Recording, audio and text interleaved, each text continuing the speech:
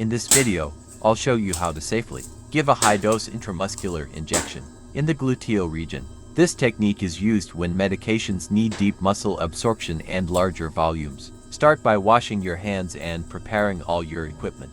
Clean the injection site with an alcohol swab and let it dry completely.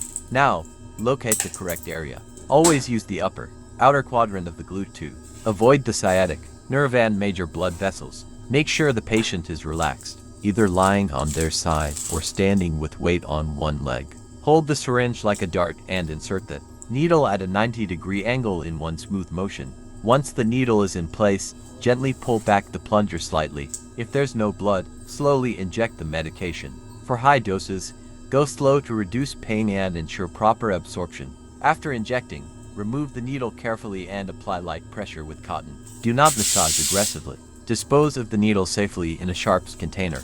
Always observe the patient for any immediate reactions. This method is safe and effective when done correctly. Make sure to follow proper medical guidelines. Thanks for watching.